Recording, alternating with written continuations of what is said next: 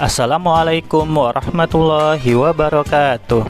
Selamat pagi anak-anak, selamat berjumpa kembali dengan Bapak dalam mata pelajaran Pendidikan Agama Islam dan Budi Pekerti.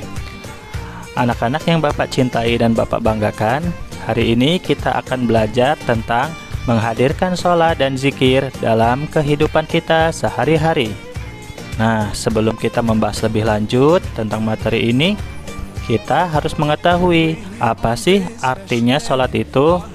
Ya, jadi anak-anak, artinya sholat menurut bahasa adalah doa. Sedangkan secara istilah, sholat itu artinya adalah suatu ucapan dan perbuatan yang diawali dengan takbir dan diakhiri dengan salam. Jadi, sholat itu ya ucapan dan perbuatan yang diawali dengan takbir. Takbirnya itu adalah takbiratul ihram, takbir permulaan di dalam sholat, Allahu Akbar, begitu. Dan akan diakhiri dengan salam, Assalamualaikum warahmatullah, Assalamualaikum warahmatullah. Nah, itulah pengertian salat menurut istilah. Anak-anakku sekalian, sholat ini merupakan ibadah yang sangat penting dalam agama kita, yaitu agama Islam, karena merupakan rukun Islam yang kedua. Jadi setelah mengucapkan syahadat, maka perintah Allah yang kedua kepada kita diperintahkan untuk melaksanakan sholat sehari semalam, yaitu 5 waktu. Nah, kalau kita kembali kepada sejarah, pertama kali diperintahkannya sholat kepada Nabi Muhammad SAW dan juga kepada kita sebagai umatnya, yaitu perintah sholat ini terjadi pada saat peristiwa Isra dan Mi'raj.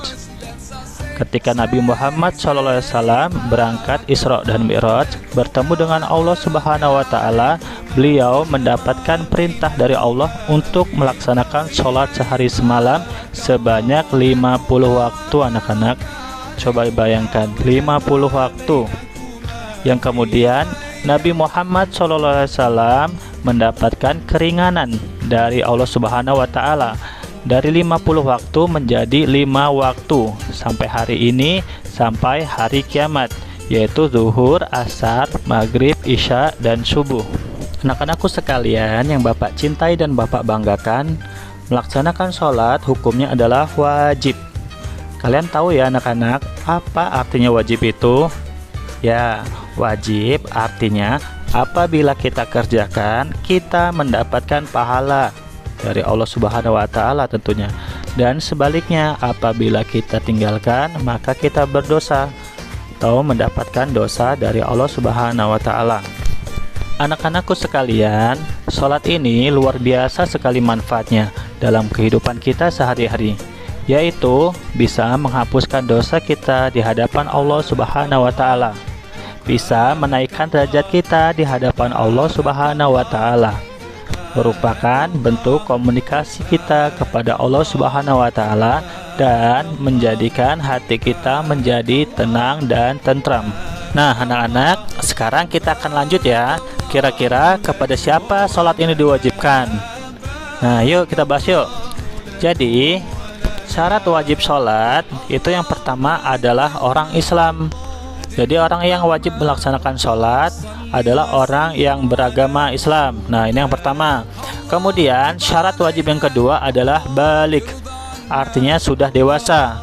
Di dalam ilmu fikih dalam agama kita, tanda-tanda balik pun telah dijelaskan. Pertama, bagi laki-laki dan perempuan telah mencapai usia 15 tahun. Kemudian tanda yang kedua adalah al-ihtilam, yaitu mimpi basah, ya keluar air mani bagi laki-laki. Kemudian yang ketiga al-haidu, yaitu mengeluarkan darah haid bagi kaum perempuan. Nah inilah tanda-tanda balik. Kemudian syarat wajib yang ketiga adalah berakal sehat.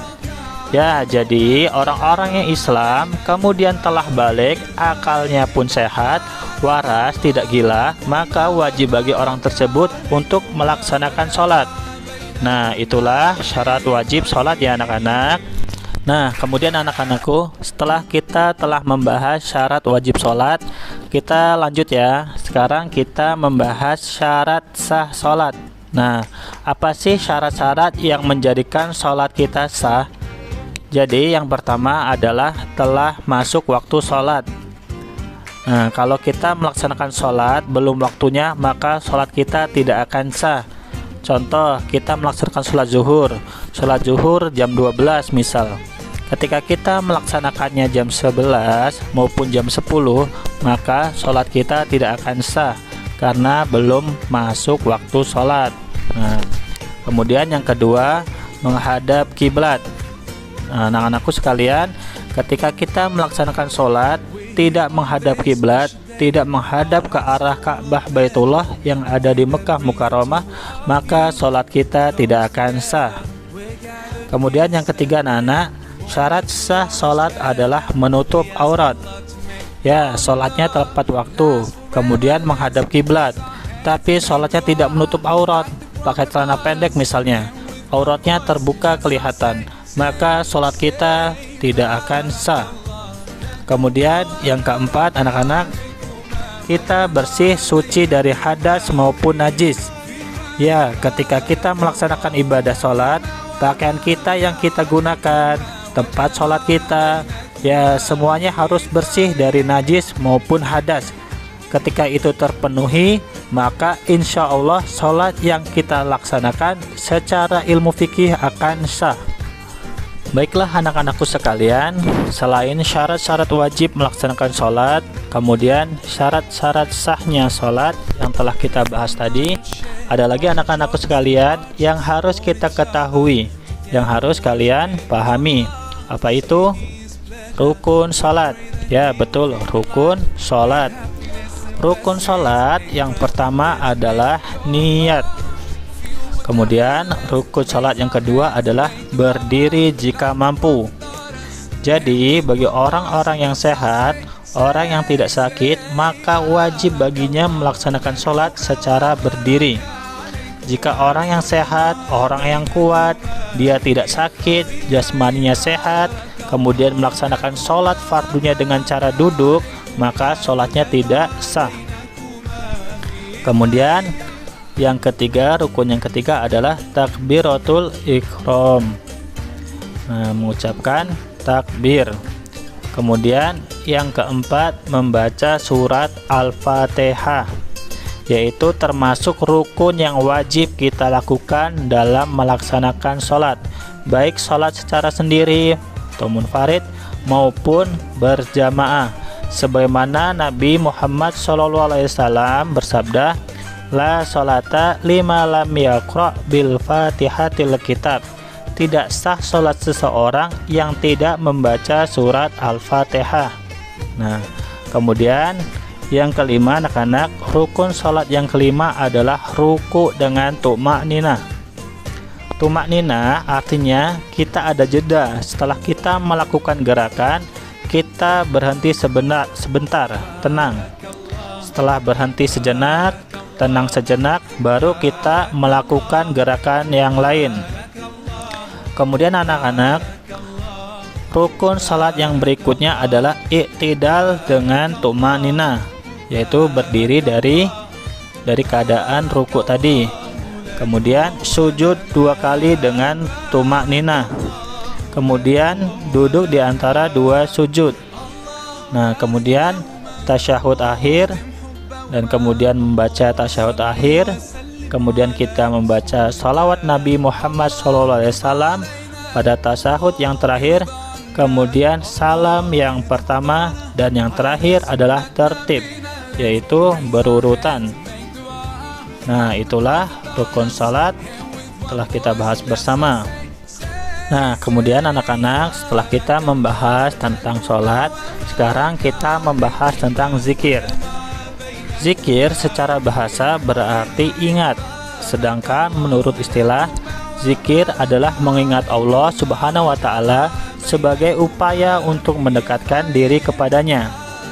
Allah Subhanahu wa Ta'ala berfirman dalam Quran Surat Al-Ahzab ayat 41 yang berbunyi, Ya ayyuhalladzina amanu dzkurullaha dzikran كثيرا.